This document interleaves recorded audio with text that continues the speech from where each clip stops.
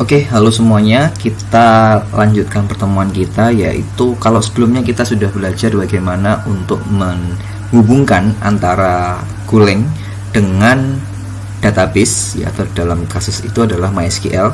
Langkah berikutnya adalah bagaimana kita menambahkan data pada suatu database. Oke, ingat ya, database kita kali ini adalah bernama Latihan Go, ya. Latihan Go nama database kita. Di dalam database terdapat tabel-tabel. Nah, di dalam database yang sudah saya buat terdapat tabel bernama biodata. Biodata tadi berisikan kolom-kolom.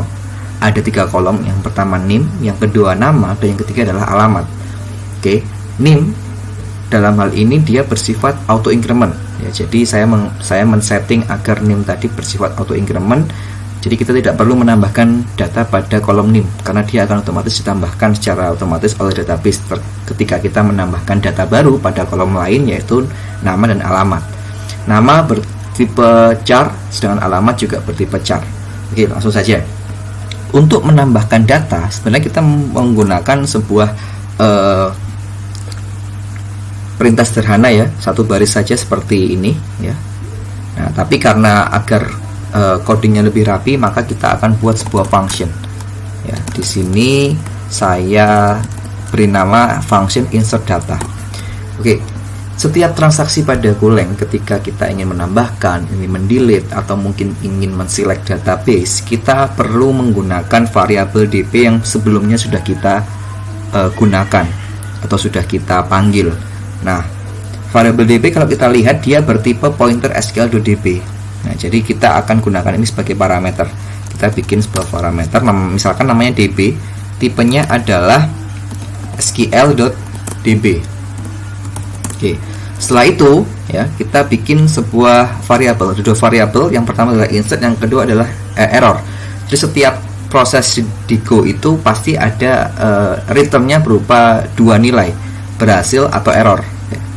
Nah, yang pertama mungkin saya akan bikin variabel bernama insert db, lalu berikutnya adalah error. Nah, insert db dan error tadi menjalankan perintah db.query. Nah, di sini kita tuliskan perintah SQL kita atau query-nya. Insert into, nama tabel saya adalah biodata.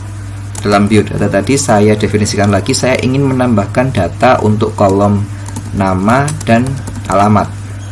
Oke, values-nya, isinya adalah yang pertama, misalkan namanya Supardi. Supardi, alamatnya di Blitar. Oke, ini sederhana, ya. Jadi saya menambahkan data bernama Supardi beralamat di Blitar. Oke, seperti biasa kita harus checking errornya. If error tidak sama dengan nil, maka panic error.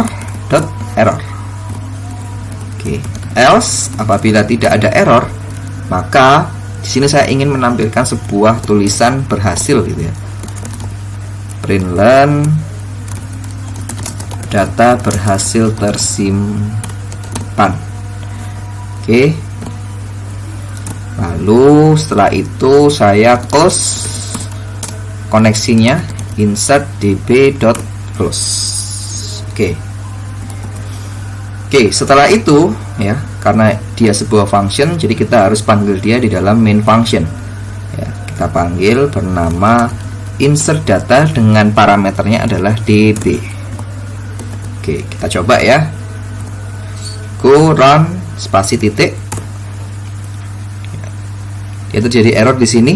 Errornya kalau kita lihat latihan.go biodate doesn't exist. Oke, kalau kita lihat di sini ternyata ada kesalahan pada penamaan nama tabel. Harusnya adalah biodata. Seperti ini. Kita coba lagi. Nah, setelah kita ganti menjadi biodata, koneksinya menjadi berhasil dan juga data berhasil tersimpan. Artinya data kita sudah tersimpan di dalam database. Oke, selanjutnya kita akan coba bagaimana cara mengakses data yang sudah kita tambahkan tadi, bagaimana caranya untuk menselect data menggunakan Golang. Oke, mungkin itu dulu. kita akan lanjutkan ke pertemuan berikutnya. Terima kasih semuanya.